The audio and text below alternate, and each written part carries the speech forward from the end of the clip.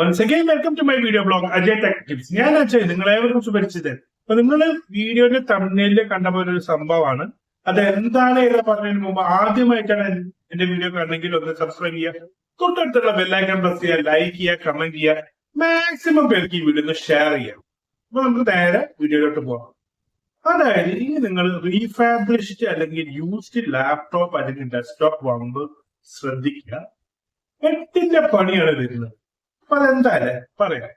നമുക്കറിയാം, നമ്മുടെ അധികം യൂസ് ചെയ്യുന്ന OS 100 ലാപ്ടോപ്പ് ഉണ്ടെങ്കിൽ അതിൽ 99 യൂസ് ചെയ്യുന്നത് വിൻഡോസ് ആണ്, മൈക്രോസോഫ്റ്റ്. ലിനക്സും ഉബുണ്ടു ഒക്കെ സബായിട്ട് യൂസ് ചെയ്യാറില്ല, എന്താ യൂസേഴ്സ് ഫ്രണ്ട്ലി ആയതുകൊണ്ട്.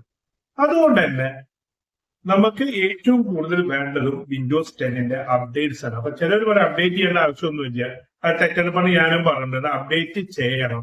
കാരണം വരുന്ന ഓരോ OSും നമ്മൾ അപ്ഡേറ്റ് ചെയ്തില്ലെങ്കിൽ, ഓരോ അപ്ഡേറ്റും ചെയ്തില്ലെങ്കിൽ വല്ല വൈറസ് അറ്റാക്ക് വന്നിട്ടുണ്ടെങ്കിൽ മൈക്രോസോഫ്റ്റിന്റെ സപ്പോർട്ട് പിന്നെ കിട്ടില്ല. അപ്പൊ അത് നിങ്ങളൊന്ന് ഓർത്ത് വെക്കുക. അപ്പൊ റീഫാബ്രിഷ്ഡ് ലാപ്ടോപ്പ് എടുക്കുമ്പോൾ കഴിയുന്നതും വിൻഡോസ് 10ഉം 11ഉം എടുക്കാന്ന് ഞാൻ ഇതിന് മുമ്പുള്ള വീഡിയോയിലൊക്കെ പറഞ്ഞിട്ടുണ്ട്.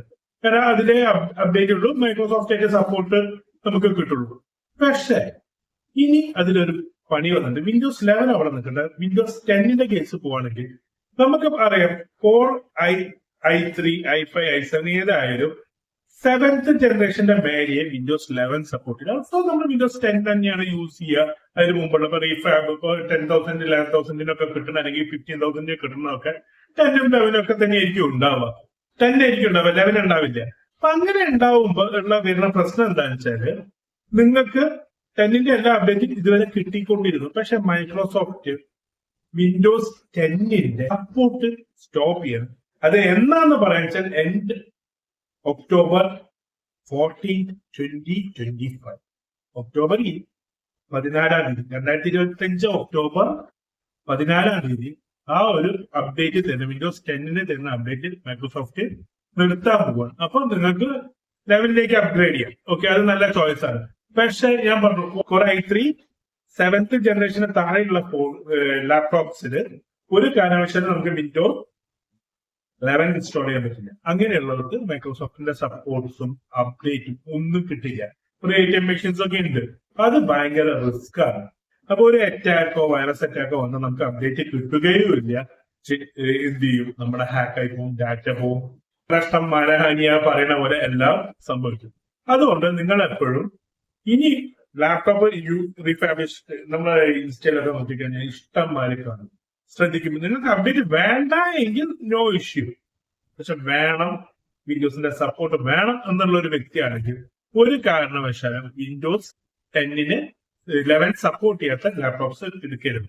ഇപ്പൊ ഫ്രഷ് എടുക്കുകയാണെങ്കിലും വിൻഡോസ് 11, ഇപ്പൊ ഓൺലൈനിലൊക്കെ വിൻഡോസ് 10 ബിൽഡ് PC ഒക്കെ പറഞ്ഞിട്ട് ഫ്ലിപ്കാർട്ടിലൊക്കെ കാണാം, കുറെ അസംബ്ലി ഇത് കൊടുക്കുന്നുണ്ട്.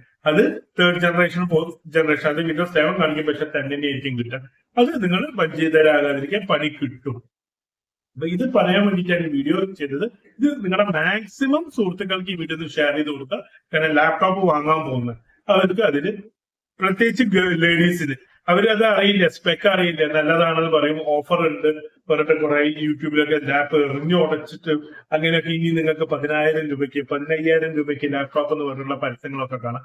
അങ്ങനെ എടുക്കുമ്പോൾ നിങ്ങൾ ശ്രദ്ധിക്കുക, വിൻഡോസ് 11 ഉള്ള ലാപ്ടോപ്പ് എടുക്കാൻ നോക്കുക. ഈ ഒരു 4-5 അല്ലെങ്കിൽ 3-4 കൊല്ലങ്ങളിൽ 11 നിൽക്കും. കാരണം 12 വന്നു, 12ഉം 13 വരുമ്പോ ഈ 11ന്റെ സപ്പോർട്ട് നിൽക്കും. അത് എപ്പോഴും നോക്കാം, സപ്പോർട്ട് ഉള്ളത് മാത്രം എടുക്കാം. അപ്പൊ ഇനി അധികം ദീർഘിപ്പിക്കുന്നില്ല. മറ്റൊരു വീഡിയോ കാണാൻ good bye, stay safe, take care.